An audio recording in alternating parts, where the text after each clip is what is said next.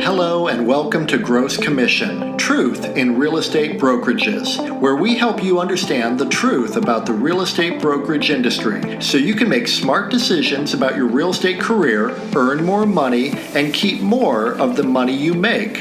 This is Kevin Cahill. And this is Lisa Cahill. Well, one of the great things about having a podcast is that you become somebody that other podcasters want to invite onto their show. And that happened for me and Lisa recently.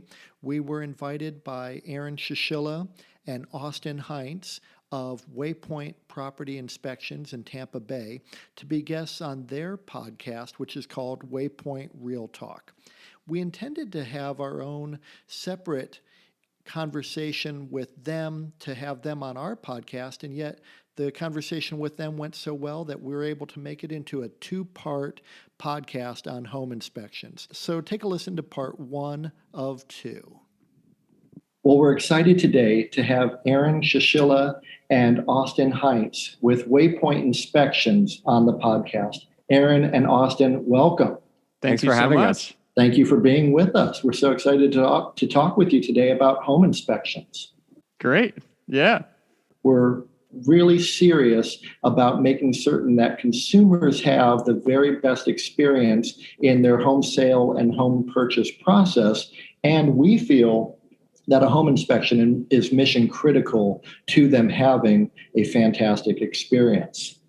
Yes, that's so true. It's so important. We recommend home inspections, and we've just had really good results in our home inspections. Well, our whole notion of a home inspection is so that a buyer fully understands the asset that they are purchasing. Often during the home inspection process, a home buyer will learn things about the home that the home seller doesn't even realize is the case with their home. And that may change their mind about purchasing the property, which could be a saving grace if all of a sudden they realize, goodness, we didn't want to get ourselves into this mess.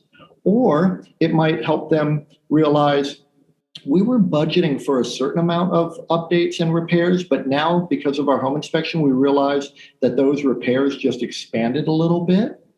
Or it could be the case that they realize, you know what, it is what it is, and we weren't surprised by anything. It's in great shape. We're comfortable moving forward. What's so important about a home inspection is there are things that could be going on in a home that you just don't see on the surface. Electrical issues, there's a lot here in Florida, homes that were built in the 60s, they were using aluminum wire, which is, we've found, a fire hazard. And if you didn't have a home inspection, a home purchaser would have no idea that was going on in their house. And I'm sure you see that all the time when you're doing inspections. During the Vietnam War, copper was being sent over to the military efforts. And so aluminum was the preferred wiring in new homes. And that wasn't a good thing. But a lot of buyers wouldn't know this if they didn't have a home inspection. Yeah, exactly. So what do you think, for the most part, what are buyers going into with their expectations? Do they think, are they prepared for some of these home inspection items? Or do you guys really have to prep, your clients before going into this process? Well, we train our agents to prep their clients going into the home inspection. And we want them to have an eyes wide open understanding of the home that they're buying, rather than this notion that the home's probably fine.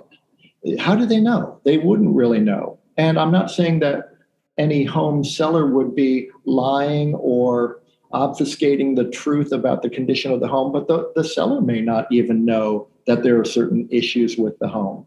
So we want them to have their eyes wide open when they purchase a home so that they understand what they're going to face in terms of maintenance and repairs of the property, and then also what they're going to face in terms of insuring the property. Now, we prep our agents with this so that they tell the home buyer, you want to have a home inspection so that you understand fully what you're purchasing. Then you can make a smart decision on how to move forward. Now, for us, it's rarely the case that a deal completely falls apart because of a home inspection, but often home buyers learn things about the home that are going to have a financial impact. And so it's smart that they know that up front. What are some of the items that or other inspections that happen, especially here in Florida? Because you mentioned the home inspection, right? But obviously we have tons of different other inspections. How do those play a role within the real estate transaction as a whole? Well, of course, we defer to our home inspectors like you to tell consumers what might be an appropriate additional inspection. However, the typical inspections that we tell buyers to expect would be, first off, the general home inspection, and then a pest and wood destroying organism inspection. Those are just the absolute basics. And then, of course, we'll want them to have a 4-point inspection because they're going to need to insure the property. And here in Florida, a 4-point inspection is a required document that insurance companies will look for when quoting.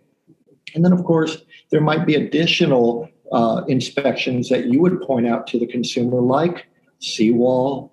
Maybe they would need an additional understanding of the electrical system. If, for example, they found one of those faulty electrical panels that insurance companies don't seem to like. We actually have a few different structural engineers that we've referenced in the past because sometimes there's a crack in a wall and the home inspector will point that out, and yet they don't know precisely if that's current or historic or what the issue is with that. So we might refer them to a structural engineer as well. And then, of course, if a home has a pool, it might be smart to have a pool inspector come out and tell them exactly what's going on with the condition of the pool and the pool equipment. And one more, the wind mitigation, and that is done, I think, at the same time a lot of times. But that's it's a separate report that they use to get a reduced insurance due to the strapping in the attic for hurricane purposes of insuring. Yeah, it's a good point. Mm-hmm. You know, what's interesting about this is that there are many experts out there who can advise a home buyer on the structural and electrical and physical condition of the property. And we want our home buyers to avail themselves to these experts. And we don't want them to feel like, goodness, that's a $400 cost. That's an additional $200.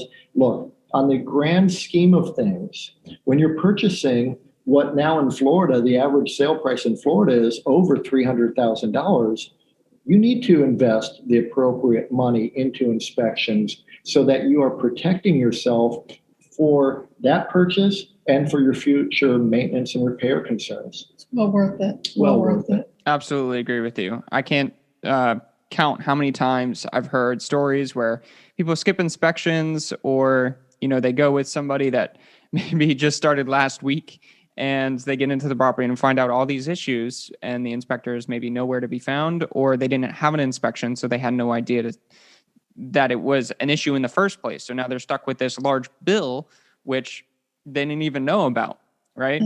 But going into specifically the 4-point inspection, that's one here in Florida, very common that we hear all the time, that it's usually the one that causes a lot of the home inspection contingencies during the real estate contract.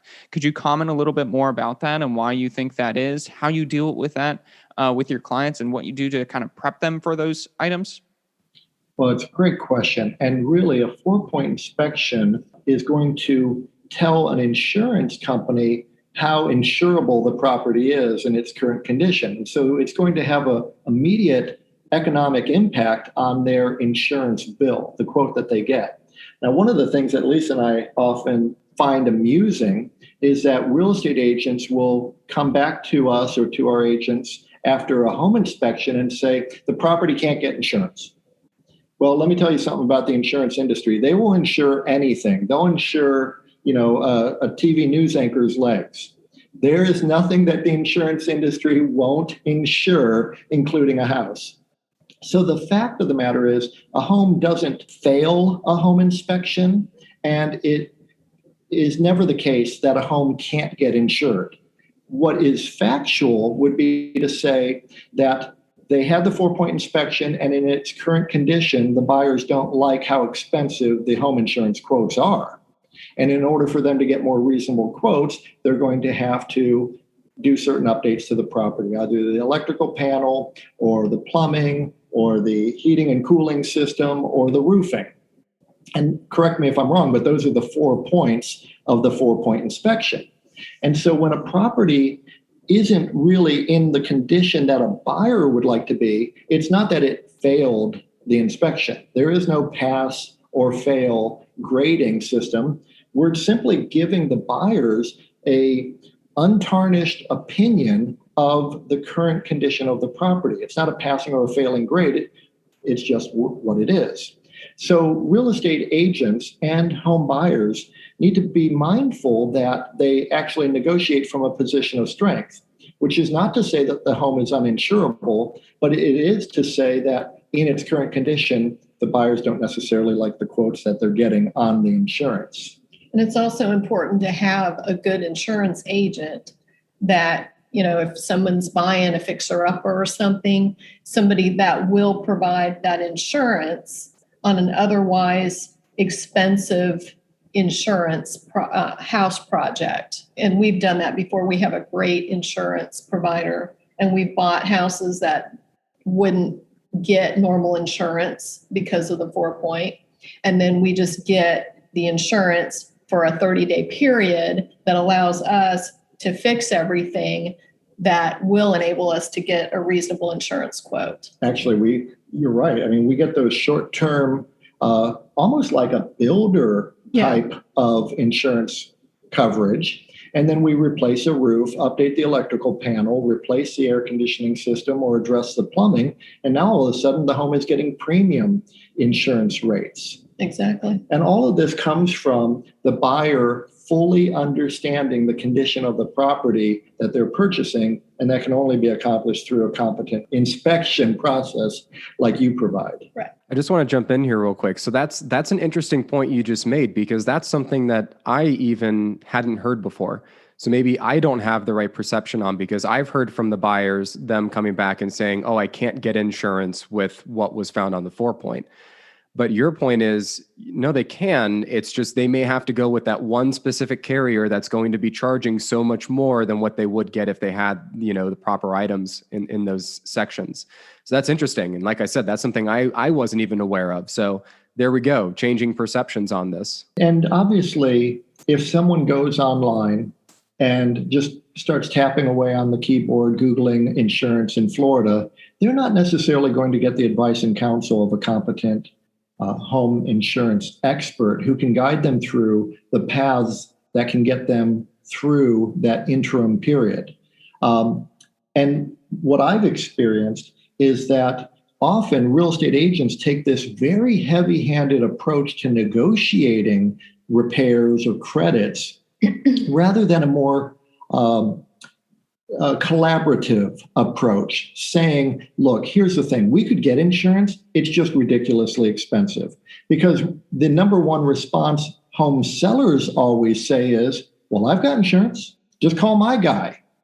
Well, then it gets this loggerhead going where the home seller has insurance. The buyer says it's impossible to insure the property. And if the seller were to try to get insurance again today with that current 4-point inspection, they'd face the exact same problem that the buyer's facing. So then really it comes down to a collaborative conversation, which we call negotiating, where you're able to negotiate a meeting of the minds. It might be the case that the condition of the home is a surprise to the seller. And now that buyer and seller are both aware of it, they can figure out, hey, why don't we solve it this way? And then you get the deal done and you keep transactions together. And in essence, a great property still goes to the perfect buyer. Yeah, and I've heard with insuring some of those items, like say a Federal Pacific electrical panel or the Sylvania Zinsco electrical panel. What I've heard, and you can correct me if I'm wrong, a lot of these insurance agents, what they do is they do like a 30-day window where it's like, we'll give you insurance for 30 days, but you have insurance for 30 days. After those 30 days, you need to have it replaced. So that gives the buyer enough time to actually purchase the property, move in, and get it repaired after the fact. Is that correct?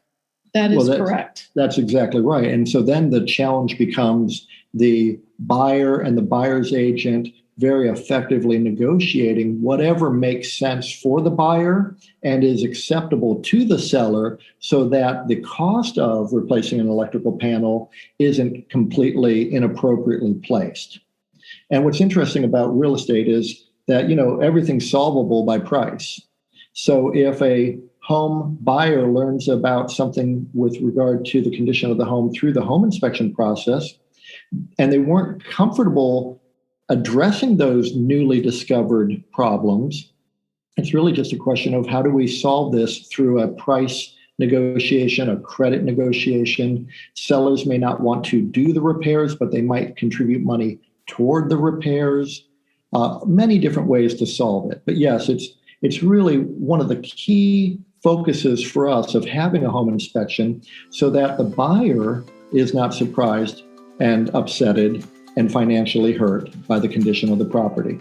Stay tuned for more. You're listening to Gross Commission with Kevin and Lisa Cahill.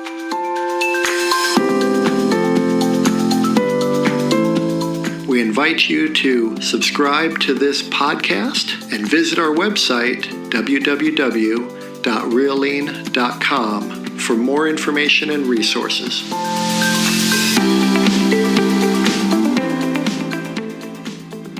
How do all these inspections play into like the condo space? If someone's purchasing a condo, are these the same kind of inspections they're going to need? Well, of course, you'll know better than us. But, obviously our take on a condo is that a home buyer purchasing a condo all too often thinks we don't need an inspection at all. All of this stuff is covered by the association, the roof, the foundation, the parking, the driveway, the exterior of the building. All we have to worry about is the studs in.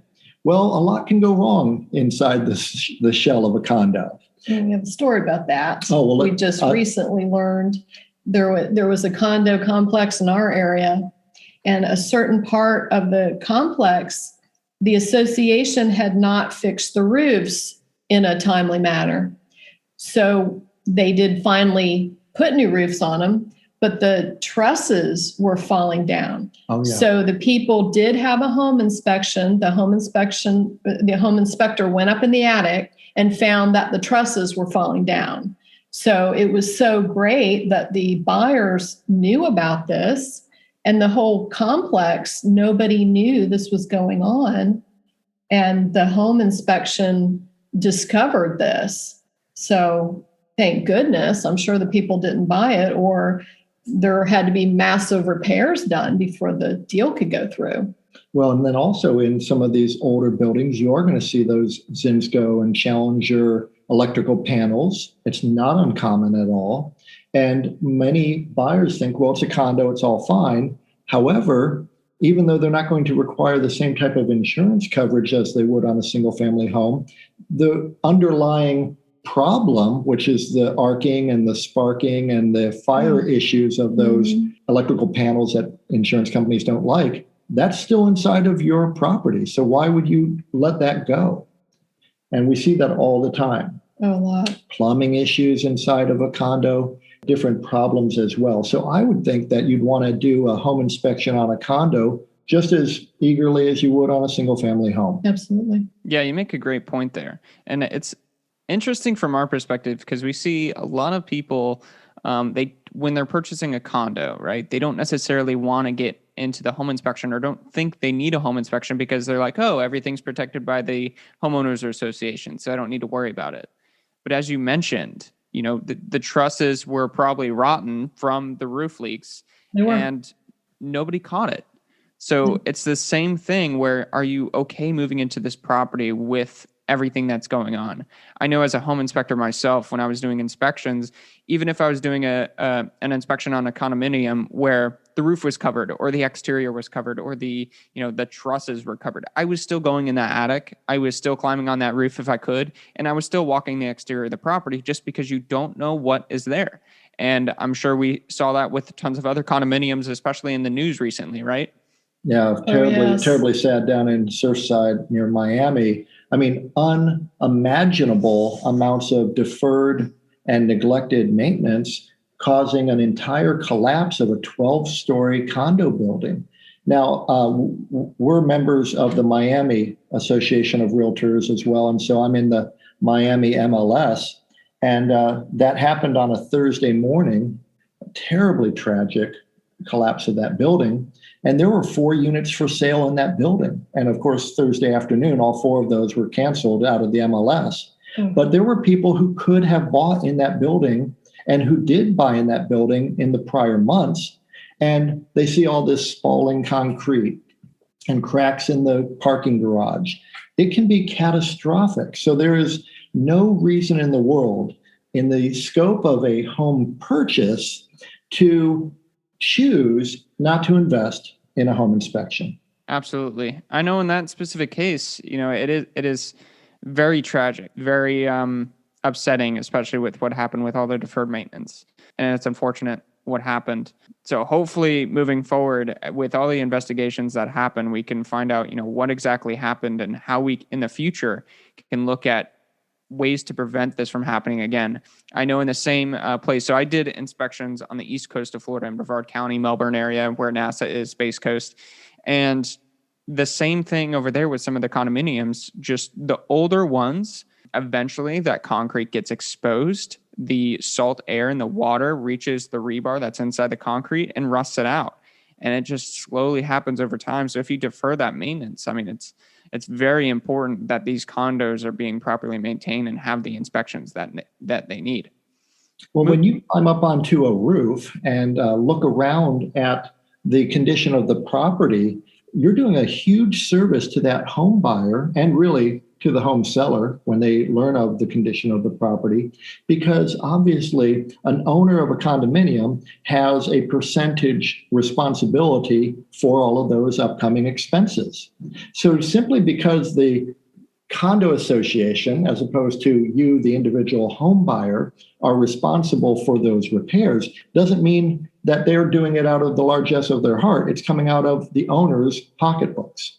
And that could indicate something that's going to be a problem in the future, where you might get an assessment if they don't have proper reserves. So if the home inspector points out this roof really needs to be replaced, and the buyer finds out, well, there's nothing in the minutes about it, they don't have reserves for it, then they would have to make a decision. Am I going to want to fork over $10,000, $20,000 to have an assessment, or am I just going to go find something else to buy?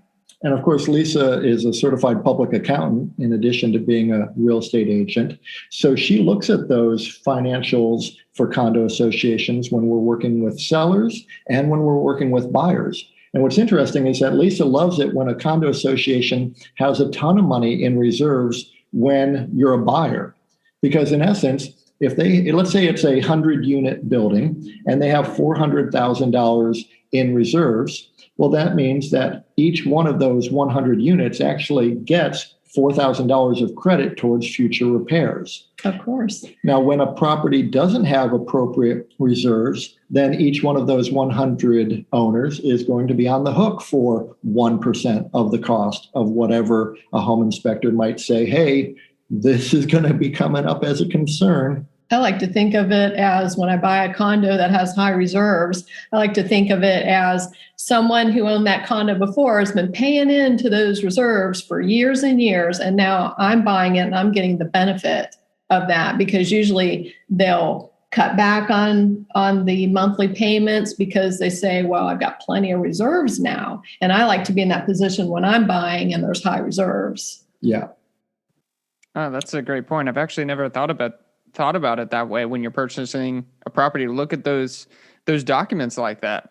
Oh, yeah. It's a great perspective. Mm-hmm. Well, you're buying into an entity that should have money in reserves, and divided by the number of owners, that percentage is your portion of the reserves. And it's also your portion of the future bill. So it's smart to look at it from both perspectives. Yeah, because many condos do not have those reserves. They've all gotten together and they've decided, we're just going to pay the ongoing monthly maintenance bills of lawn maintenance and security and property maintenance and small things. And they amongst themselves have voted, when we need to replace the roof, we're just going to collect money then. So you have to be aware. And that can be perfectly fine. That's fine if they've all agreed on it. But as a purchaser of a condo, you need to know that could be a possibility. So you can make your decision based on that. Yeah, that makes a lot of sense because then, you could purchase the property and then be stuck with the bill of having to replace the roof when you just moved in. Absolutely. Right? Absolutely. And that happens. And that like happens. we were talking about Champlain Towers South in Surfside, north of Miami, they had a $15 million assessment to replace the roof and to do all sorts of work that had been deferred for way too long. And then the whole building collapsed. And of course, it was deferred because they didn't have the money to do it. And people didn't want to chip in to do it. So is why it gets deferred like that. So you want to look at the total history of a condo, and a home inspection is going to point you in some immediate concern areas. Absolutely. Well, this has been wonderful. Thank you so much, Aaron and Austin. It's been a pleasure having you on our podcast. Let me ask you, if consumers or listeners to our podcast want to reach you, what's the best way for them to get in touch with you? The best way is just online. So waypointinspection.com. Thank you so much for having us. We appreciate it as well. Oh, it's been great. Thank you both. Thank you so much. Thank you.